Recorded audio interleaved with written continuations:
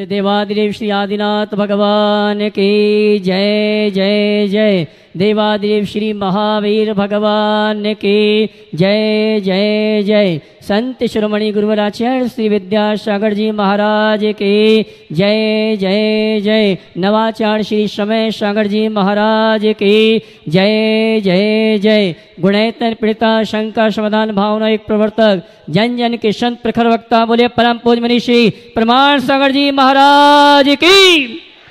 बोले परम पूज्य मुनि श्री निर्वेक सागर जी महाराज की। मुनि श्री संधान सागर जी महाराज की। देवी अहिल्या कनेरी मालवा की स्थान इंदौर में परम पूज्य मुनि शंका चातुर्मास शानंद चल रहा है।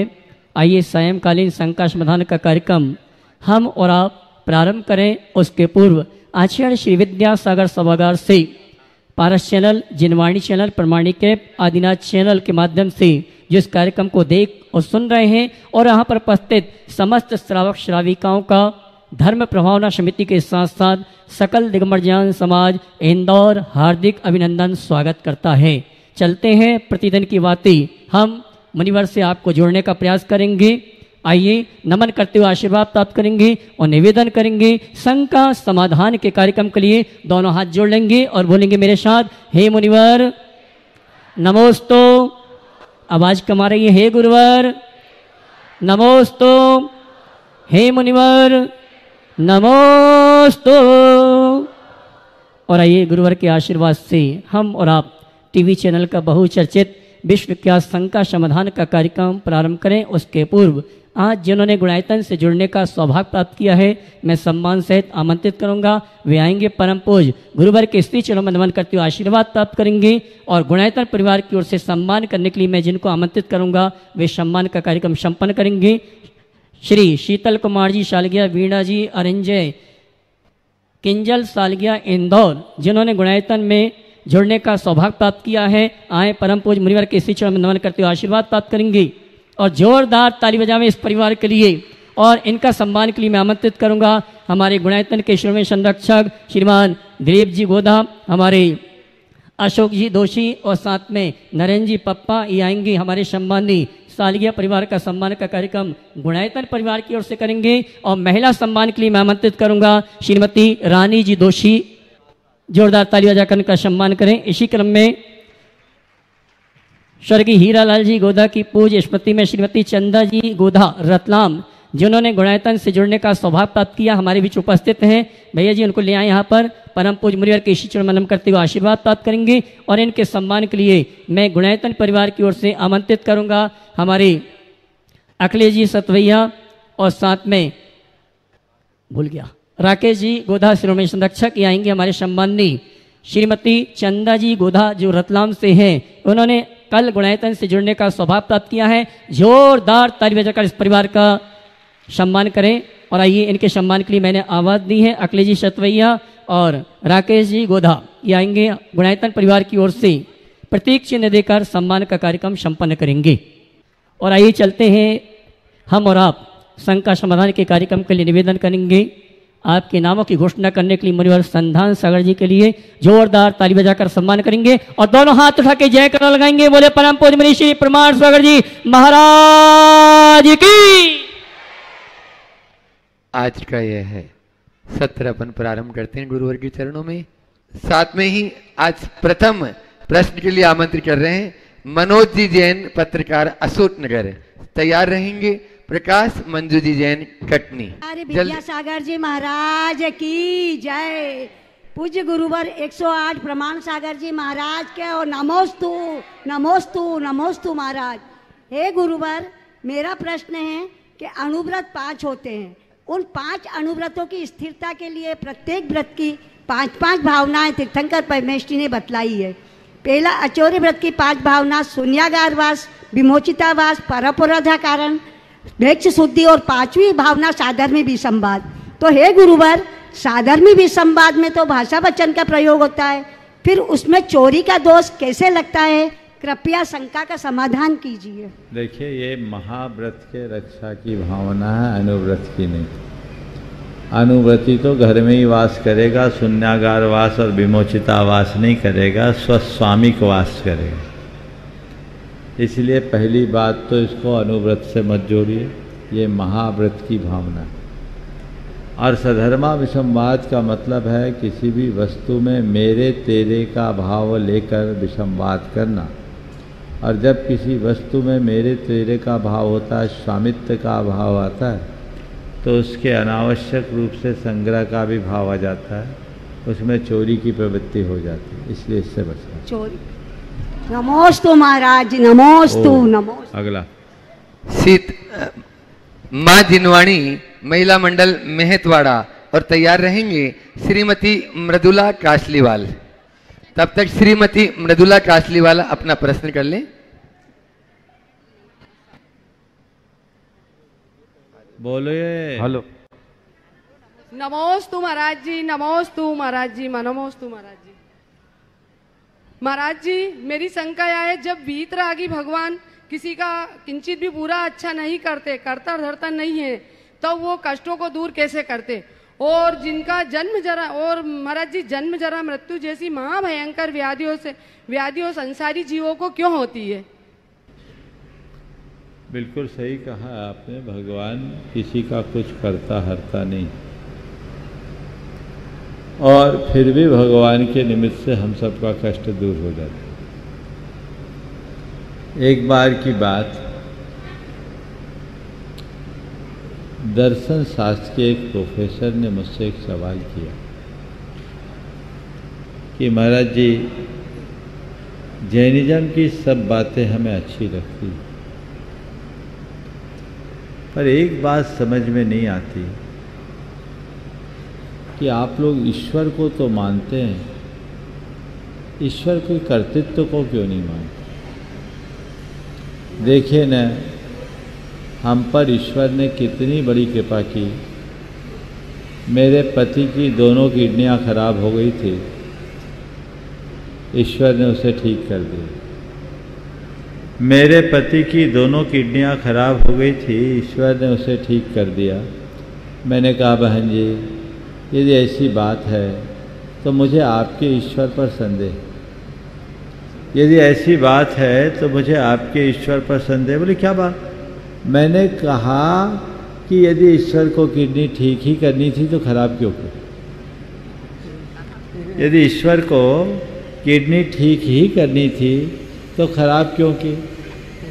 उन्होंने कहा, महाराज जी, फिर आप क्या ईश्वरोपासना क्यों होती?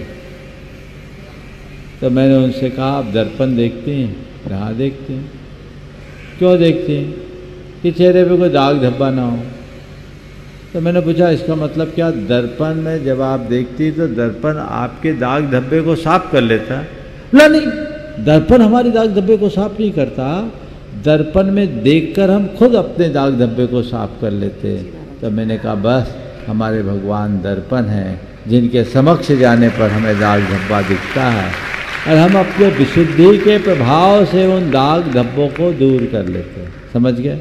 तो वो निमित्त हैं, जिनके निमित्त से हमारे परिणामों में विशुद्धि आती है,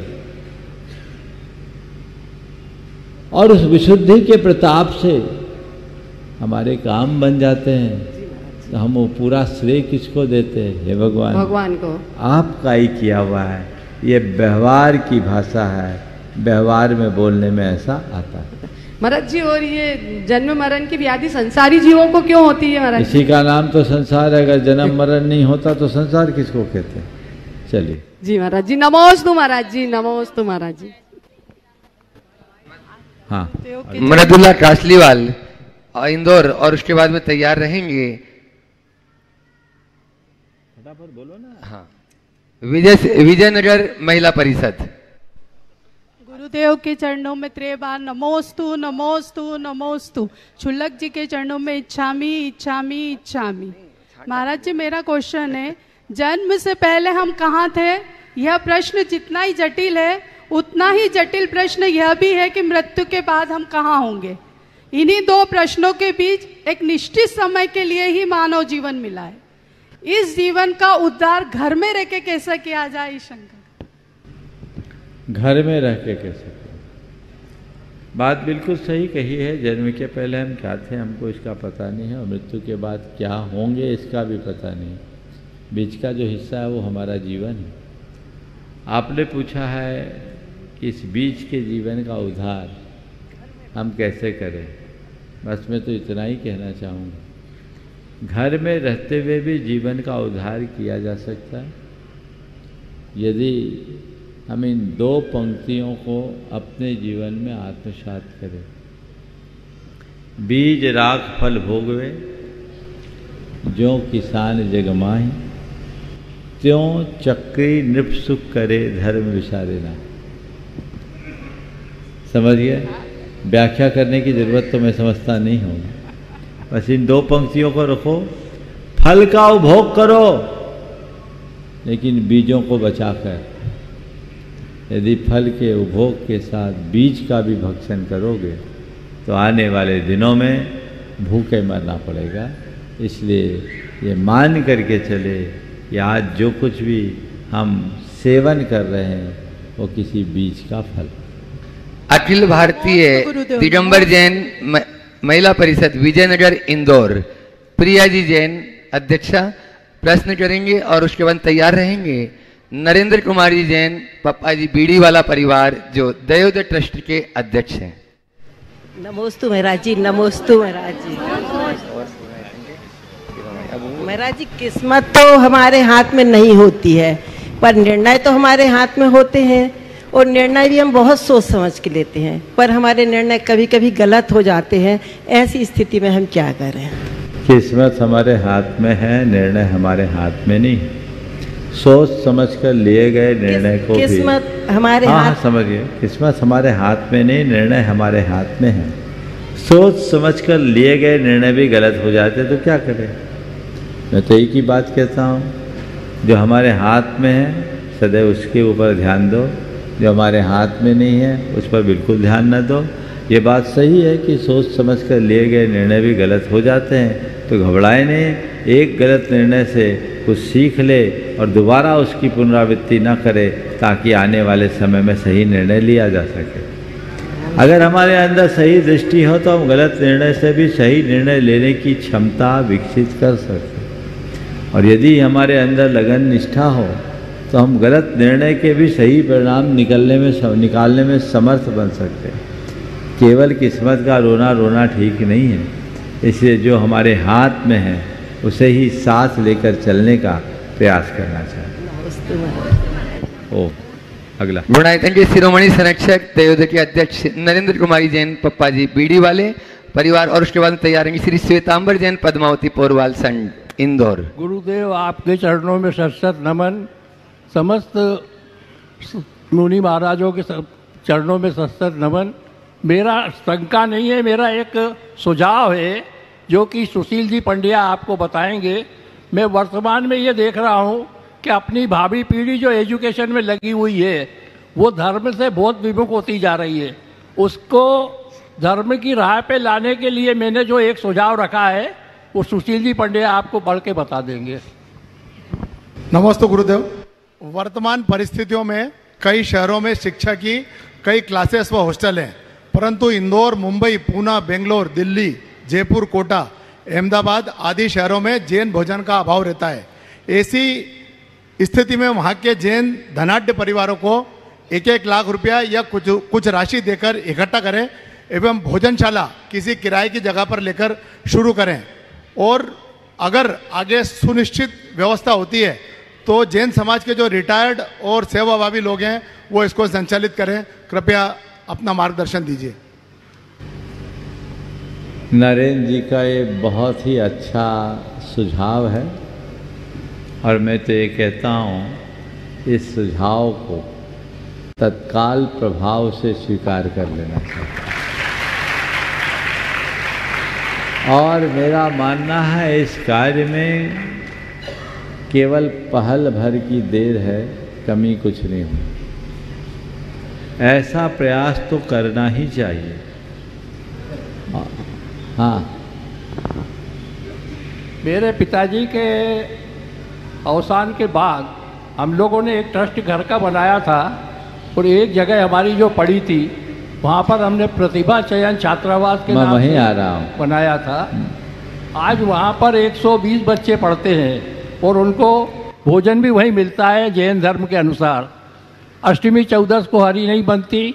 फिर और ऊपर हमने अनिल भैया जी के कहने से एक चैत्यालय की स्थापना की थी, जो कि आज एक मंदिर का रूप लेता है, इतना धूमधाम से चलता है।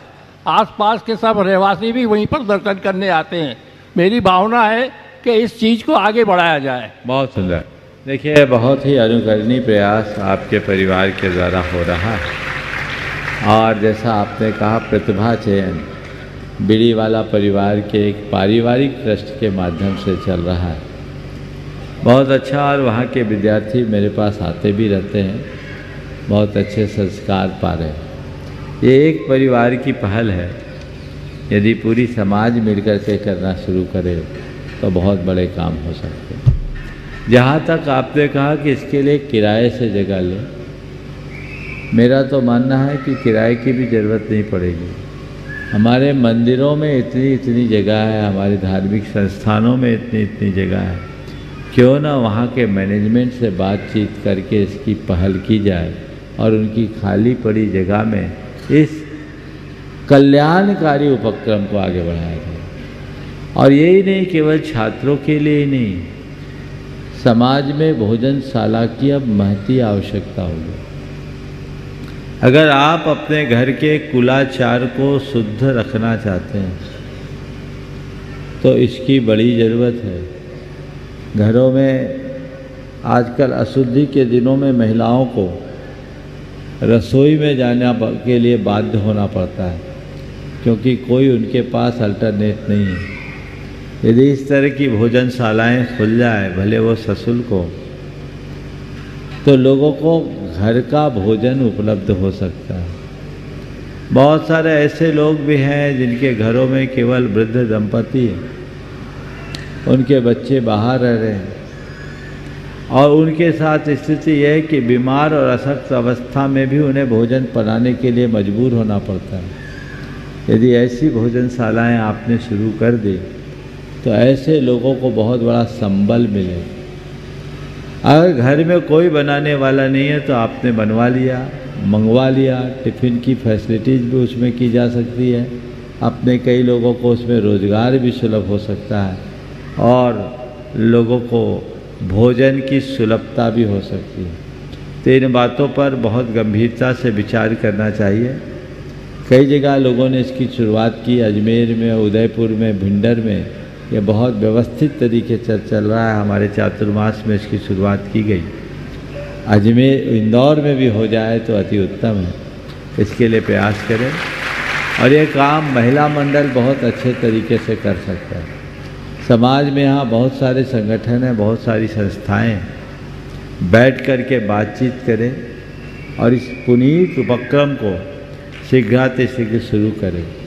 हम तो कहें इसकी शुरुआत दशलक्षण से ही होनी चाहिए। दशलक्षण में बहुत सारे लोग हैं जिनको शुद्ध भोजन की उपलब्धता न होने से चाह करके भी व्रत एकासन नहीं कर पाते। यद्यपि मुझे जानकारी मिली कि आपके यहाँ ये चालू थी पर कोरोना काल के बाद से बंद हो गई। क्यों ना अब कोरोना काल ख़त्म हो गया फिर से उसकी शुरुआत की जाए। हाँ, अब बोल रहे इन्हीं के माध्यम से चलता था तो इस बार फिर से शुरू करिए। और इंदौर शहर में हजारों की तादाद में युवक युवती पढ़ते हैं, नौकरी पेशा लोग रहते हैं, व्यापारिक कार्यों से आने जाने वाले लोग होते हैं। ये व्यवस्था विभिन्न मंदिरों में होनी चाहिए और इसकी सूचनाएं सब जगह देनी चाहिए ताकि लोग इसका लाभ ले सके। धर्म प्रभावना समिति से भी मैं कहूँगा, शिवरार्थियों की व्यवस्था तो आप करिए ही। मानता हूँ आपके ऊपर बहुत बड़ा लोड होगा, लेकिन यदि एक टीम को खड़ी करके समाज आगे बढ़े तो अति उत्तम। नहीं तो धर्म प्रभावना समिति इसकी पहल करे और इस कार्य को कहीं पर भी कर दे और उसको निःशुल्क उपलब्ध कराएं ताकि लोगों का विशुद्धतया धर्म ध्यान हो सके। और दशलक्षण से इसकी शुरुआत होगी तो निश्चित इसके बहुत अच्छे परिणाम आएंगे। और ये केवल इंदौर में नहीं, आपके इस प्रस्ताव को तो मैं पूरे देश में फैलाना चाहता हूँ। सारे देश भर के लोग जहाँ जहाँ भी समाज है, बच्चे बाहर से पढ़ते हैं, अपने मंदिरों में ऐसी व्यवस्थाएं करें ताकि उनको शुद्ध भोजन मिल सके और शुद्ध भोजन की उपलब्धता को देखकर वो व्रत उपवास कर सके, एकासन कर सके। जब उपलब्धता नहीं होती तो वो एकासन आदि के प्रति भी उदासीन हो जाते हैं और उससे उनके संस्कार छीन होते हैं। हमें इस परिपाटी को आगे बढ़ाने का शीघ्रातिशीघ्र उपक्रम करना चाहिए। हाँ, श्री श्वेतांबर जी वो कुछ बोल रहे हैं। हाँ बोलिए। महाराज श्री 10,000 बच्चे पर्यूषण में विभिन्न मंदिरों में भोजन करते हैं निःशुल्क। अब हम चाहेंगे फिर उसको कंटिन्यू कर सकते हैं, उसके ऊपर एक योजना बना के। 10,000 बच्चे कर रहे हैं अभी, कर रहे हैं रोजाना पर्यूषण, हर साल कर रहे हैं। हर साल करते हैं पक्का। तो यहाँ बंद क्यों हो गया कोरोना? 1,000 तो समोसर में कर रहे हैं, समोसर मंदिर में 1,000 बच्चे हर दिन। 1,000 सब। हाँ। चलिए, मुझे बहुत प्रसन्नता है कि ये कार्य आप लोग पहले से कर रहे हैं। मुझे तो इतनी जानकारी थी कि ये उदासीन आश्रम में होता था, सो कोरोना काल से बंद हो गया। अशोक जी ने जानकारी दी, 1,000 बच्चे तो समोसर मंदिर में ही करते हैं। बहुत अच्छा, अन्य मंदिरों में भी करते होंगे। यदि पहले से सुचारू व्यवस्था है तो अलग से। बहुत सुंदर। तिलक नगर में 1,000 बच्चे सब जगह कर रहे हैं, तिलक नगर में कर रहे हैं, और जहाँ जहाँ कर रहे हैं। एक काम कर लीजिए, कल तक कहाँ कहाँ हो रहा है उसकी एक सूची बनाइए और वो सूची को इस मंच से घोषणा कीजिए ताकि यहाँ रहने वाले बच्चों और उनके परिजनों को इसकी जानकारी मिल सके और वो लाभ उठा सके। ये कल इस मंच से, कल या रविवार तक आप सूची संग्रहित कर लीजिए जहाँ चल रहा है और जहाँ और लोग चलाने की इच्छुक हैं। लेकिन ये तो 10 दिन है, बात तो आगे की है। आगे की 10 दिन के बाद।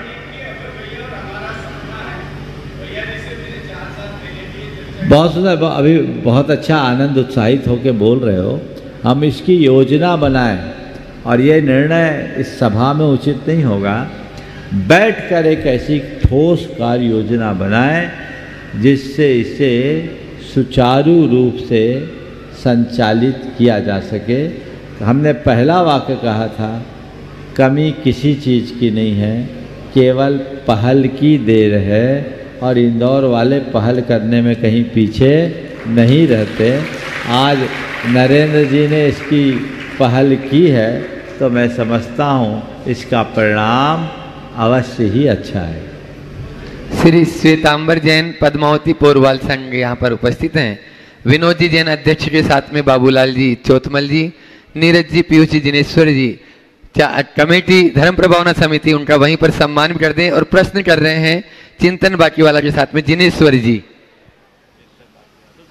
बॉलीवुड जो है गीतकार अपने बीच में चिंतन जी बाकीवाला भी है, उनके साथ में ही प्रश्न कर लें आप। नमोस्तु गुरुदेव। वहीं कर दो। प्रश्न से पहले 2 लाइन आपकी श्री चरणों में समर्पित कर रहा हूं कि जिन शासन के गौरव आपका अभिनंदन करती माँ भारती, सस्य श्यामला वसुंधरा उतारे आपके जीवन की आरती। आप पंच महाव्रतधारी हैं, जप तप संयम आपकी साधना, स्वीकार करो हे पूज्यवर हमारी कोटि कोटि शुभ वंदना, हमारी कोटि कोटि शुभ वंदना। गुरुदेव, मेरा प्रश्न है, परिस्थितियों को देखकर हमारी श्रद्धा समय समय पर विचलित हो जाती है। ऐसा कोई उपाय बताएं कि हम श्रद्धाशील बने रहें। देखिए, परिस्थितियों से प्रभावित होने वाली श्रद्धा चलायमान श्रद्धा है। मैं कहता हूँ ना अश्रद्धा रखो ना अंधश्रद्धा रखो, अटल श्रद्धा रखो तो कभी भी विचलित नहीं हो। अपनी श्रद्धा को अटल रखें। अगर हमारी श्रद्धा परिस्थितियों से प्रभावित होती है तो वो हमारी श्रद्धा की कमजोरी को दर्शाती है। अगर श्रद्धा सच्ची और पक्की होगी तो किसी चीज़ से प्रभावित नहीं होगी। फिर भी यदि कहीं प्रभावित हो रही है तो हमें थोड़ी सोच को व्यापक और चिंतन को सकारात्मक बनाना चाहिए। कई बार चीज़ें वैसी नहीं होती जैसी हमें दिखती है, लेकिन हम अपने नज़रिए से देखकर उनकी अलग व्याख्या कर बैठते हैं, जिसके परिणाम स्वरूप हम कई बार डगमगा जाते हैं। यदि हमने उसको सकारात्मकता से देखा हो, व्यापकता से देखा हो, तो हमारी श्रद्धा कभी भी नहीं डगमगाएगी। अंतरंग श्रद्धा बड़ी पक्की होती है, उसमें दृढ़ता रखें। धर्म प्रभावना समिति के पदाधिकारी जैन श्वेतांबर संघ की पदाधिकारियों का सम्मान कर रहे हैं। आप लोग तालियों से उनका स्वागत अभिनंदन। हाँ, श्रीमती अंजू छाबड़ा रांची और कांता देवी जी उनके साथ में रहेंगे। कांता देवी धुलिया, वे अपना प्रश्न करेंगे। उसके बाद में तैयार रहेगी सुदामा नगर बहुमंडल इंदौर। नमोस्तु महाराज जी, इक्षामी झुल्ला। महाराज जी, शांति धारा और वृहत शांति धारा में हमारे जीवन में क्या महत्व है? देखिए, शांति धारा क्या है पहले ये समझो, फिर वृहत शांति धारा क्या है ना। शांति धारा क्या है? जगत कल्याण की भावना से किया जाने वाला जिनाभिषेक शांति धारा। जब हम विशिष्ट मंत्रों के साथ जगत कल्याण और जगत शांति की भावना भाते हैं, तो वही धारा शांति धारा बन जाती है। शांति धारा के इतिहास के संदर्भ में जब हम विचार करते हैं, तो हमें सबसे प्राचीन उल्लेख आदि पुराण में देखने को मिलता है। आदि पुराण में एक प्रसंग आता है कि जब भरत चक्रवर्ती को 16 अशुभ सपने आए, तो उसके फल की कल्पना मात्र से भरत चक्रवर्ती का चित्त उद्विग्न हो उठा। वो बड़ा अशांत हो गया। तो उस समय अपने उस अशांति के निवारण के लिए उसने पात्र दान और महाअभिषेक किया। मैं समझता हूँ ये शांति धारा का सबसे पुराना रूप है। इसी तरह भगवान के जन्म कल्याणक के बाद इंद्र ने शांति पाठ किया, ये शांति धारा है। तो इस तरह से शांति धारा की परंपरा प्राचीन काल से रही है। विभिन्न मंत्रों के माध्यम से शांति धारा की जाती रही। हम लोग नित्य प्रति जो शांति धारा करते हैं वो पुण्यवर्धक होता है और उससे विघ्न वारण होता है, हमारे जीवन का मंगल होता है। बहुत लोगों के जीवन का अनुभव है कि नियमित शांति धारा से उनके जीवन में बहुत व्यापक परिवर्तन घटा है और बहुत बड़े बड़े विघ्न बाधाएं नष्ट हुए। इसलिए लोग शांति धारा करते हैं। बृहद शांति धारा, महाशांति धारा, जितने बड़े बड़े अनुष्ठान होते हैं उसमें उसी प्रकार के मंत्रों का प्रयोग किया जाता है। थोड़ा उसको देखो भाई, जब तक कार्यक्रम चल रहा है। तो बड़े बड़े अनुष्ठान होते हैं, उसमें उसी तत्परता से शांति धारा की जाती है। शांति कर्म का प्रभाव इससे भी आप समझ सकते हैं कि शास्त्रों में ऐसा आया है कि भगवान की वेदी में अशुद्धि हो जाए, प्रतिमा जी की अशुद्धि हो जाए, कोई चोरी वोरी का कर्म हो जाए जिससे उसकी अपवित्रता बढ़ जाए, मर्यादा खंडित हो जाए, तो उसके लिए कहा गया बृहद शांति धारा के द्वारा उसकी शुद्धि हो। तो ये विघ्नवारक प्रक्रिया है, समझ गए। इसी में कोई विशेष अवसर पर की जाने वाली शांति धारा का अपना महत्व है। आने वाले पूर्णमासी के दिन आपके यहाँ फिर से महाशांति धारा होने वाली है। गुरु पूर्णिमा के दिन आप लोगों ने देखा था 55 मिनट तक निरंतर शांति धारा चली।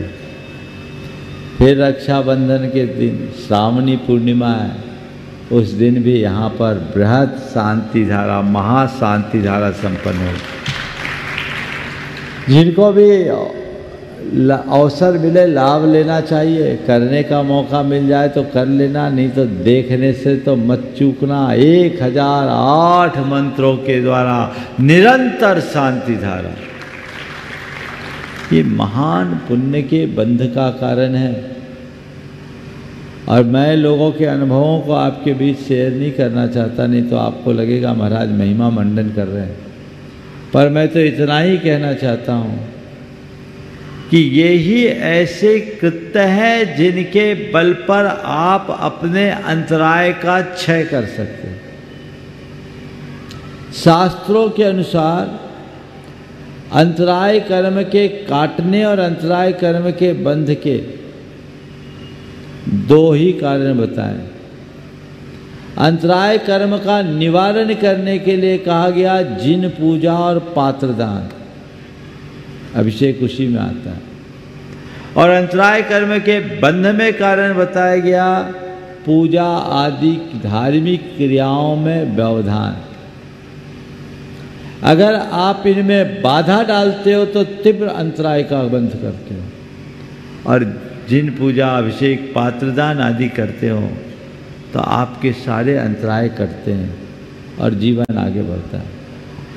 मैं एक गांव में था, छोटा सा गांव था, 12-13 घर की समाज थी।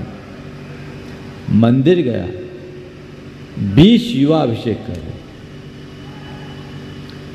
मुझे बहुत अच्छा लगा। मैंने पूछा किसने प्रेरणा दी, तो उन सब में एक युवक था। सबने कहा महाराज हम सबका गुरु ये। हमने पूछा मामला क्या है। उसने कहा महाराज जी मैं पिछले 3 साल से जो धंधा करता उसमें मुझे विफलता मिलती, नुकसान हुआ, कहीं ग्रोथ नहीं हो पाई, मैं परेशान हो गया। मेरी दादी ने कहा कि तेरा तीव्र अंतराय का उदय है, तू भगवान का अभिषेक कर, उसी से तेरा अंतराय जाएगा। तू अभिषेक करना शुरू कर, देख तेरे जीवन में कैसी बढ़ोतरी होती। उसने कहा महाराज मैं दादी को बहुत चाहता था, तो दादी की कोई बात काटने की हिम्मत मेरी नहीं हुई। दादी ने कहा तो मैं बिना श्रद्धा के केवल दादी की बात रखने के लिए अभिषेक करना शुरू कर दिया। मैं केवल दादी की बात रखने के लिए अभिषेक करना शुरू कर दिया। महाराज 3 महीने बाद मैंने मार्बल, पत्थर और टाइल्स का व्यापार शुरू किया। महाराज मेरा बिजनेस रॉकेट की तरह बढ़ा। आज मुझे 2.5 साल हो गए। मेरा बहुत अच्छा खासा व्यापार है और मैं अपने सारे मित्रों को और सारे युवाओं को कहता हूँ मुझे देख और आगे बढ़। महाराज मुझसे प्रेरित होकर ये सब अभिषेक करते हैं, शांति धारा करते हैं और आगे बढ़ते हैं। ये कोई चमत्कार नहीं है, ये कारण कार्य व्यवस्था का एक उदाहरण है। निमित्त नैमित्तिक संबंध होते हैं। सद अनुष्ठान करोगे तो तुम्हारा पुण्य बढ़ेगा। आप लोग करना कुछ नहीं चाहते, फल सब कुछ चाहते, इसलिए मामला बिगड़ जाता है।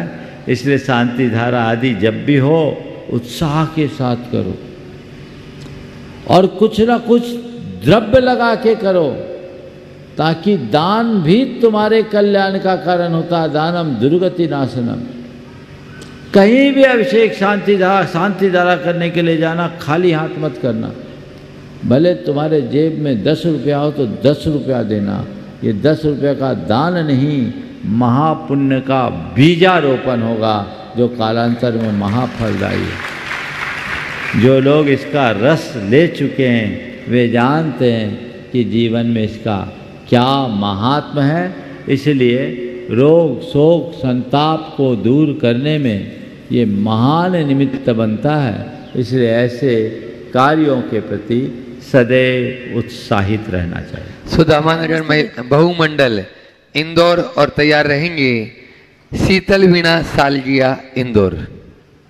मंचासीन समस्त महामुनिराजों के चरणों में सुदामा नगर मंडल का त्रय बार नमोस्तु नमोस्तु नमोस्तु। समस्त क्षुल्लक जी के चरणों में इच्छामि इच्छामि इच्छामि। महाराज जी, हमारा प्रश्न यह है कि जब हम अष्टद्रव्य से भगवान की पूजा करते हैं तो एक थाली में तो अष्टद्रव्य रखते हैं और दूसरी थाली में स्वस्तिक बनाते हैं। फिर जब पूजा होने के पश्चात उस थाली को धोया जाता है तो वो स्वस्तिक भी उस पानी के साथ धुल जाता है और उस पानी को अन्यत्र जगह पर डाल दिया जाता है। तो इसमें हमें दोष लगता है क्या? कृपया शंका का समाधान। देखिए, सबसे पहली बात तो धोने का कोई विधान नहीं है, धो देते हैं। आप जानिए, धोने की कोई बात नहीं कि विसर्जन करना तो नहलाना, ठंडा करना तो गर्म कब हुआ तो जो ठंडा करे। ये एक परंपरा आप लोगों ने बना ली है, तो धोने का कोई काम नहीं। लेकिन आपने एक संकल्प के साथ स्वस्तिक का अंकन किया, आपका संकल्प पूर्ण हो गया, आपने विसर्जन कर दिया, अब उसमें कोई दोष नहीं है, इसलिए इसका विकल्प करने की कोई आवश्यकता नहीं। नमोस्तु। आज अपने बीच में गुणायतन परिवार से शीतल वीणा सालगिया इंदौर, वे अपना प्रश्न रखें और उसके बाद में अक्षय जी जैन गुणायतन तैयार रहे। तीनों महाराज के चरणों में नमोस्तु नमोस्तु नमोस्तु। महाराज जी, मेरी शंका है, चतुर्थ काल के शुरुआत में जब राजा ऋषभ देव थे, वो जीन मंदिर में कौन से भगवान की पूजा अभिषेक करते थे? तब जीन मंदिर में कौन से भगवान की प्रतिमाएं होती थी? कब? चतुर्थ काल की शुरुआत में जब राजा ऋषभ देव कौन से भगवान की पूजा अर्चना करते थे जीन मंदिर में? देखिए, ऋषभ देव तो किसी की अर्चना नहीं करते थे, वे तीर्थंकर थे, शंभु थे। लेकिन ऐसा वर्णन आता है कि जब अयोध्या नगरी की रचना की गई तो इंद्र ने अयोध्या में एक चैत्यालय की स्थापना की। पुराने ज़माने में चैत्र वृक्ष हुआ करते थे जिनके नीचे जिनबिंब होते थे। वहाँ अरिहंत और सिद्धों की प्रतिमाएं होती थी, उनकी लोग पूजा अर्चा करते थे। किसी तीर्थंकर विशेष की पूजा नहीं होती थी, अरिहंत की पूजा होती थी, सिद्ध की पूजा। नमोस्तु महाराज, नमोस्तु। सम्यक महिला मंडल इंदौर और उसके बाद में तैयार रहेंगे छत्रपति नगर समाज के आज श्रवट समूह यहाँ पर उपस्थित हैं, वे और राहुल स्पोर्ट भी तैयार रहे। सम्यक ग्रुप के सदस्यों की तरफ से समस्त गुरुवर को गुरुवर के चरणों में सत नमन वंदन नमस्तु नमोस्तु नमोस्तु।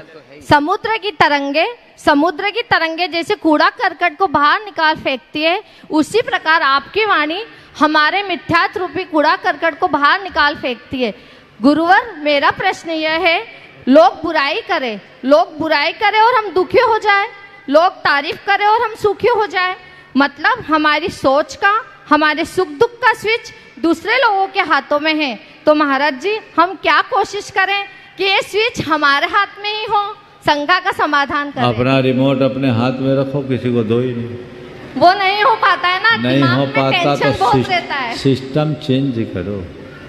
अगर रिमोट दूसरों के हाथ में रखोगे तो ये हाल होगा। ऐसा सिस्टम बना लो कि अपना रिमोट अपने हाथ में हो, थोड़े दिन भावना योग करो, सिस्टम बदल जाएगा। छत्रपति नगर से जो समाज समूह यहाँ पर उपस्थित हैं और उसके बाद में राहुल जी जैन स्पोर्ट जो कर्मठ कार्यकर्ता इंदौर के, वे अपनी बात भी रखेंगे और प्रश्न भी करेंगे। आचार्य गुरु श्री विद्यासागर जी महाराज की, आचार्य गुरु श्री समय सागर जी महाराज की, परम पूज्य मुनि श्री प्रमाण सागर जी महाराज कर लो ना बाबा, सीधे महाराज जी। एक छोटा सा प्रश्न है मेरा, हाँ। कि मंदिर जी में जो वेदी रहती है, वेदी में अपन जो मूर्तियां विराजमान करते हैं, ये विषम संख्या में क्यों करते हैं? और दूसरा सवाल ये है कि दर्शन हो गया।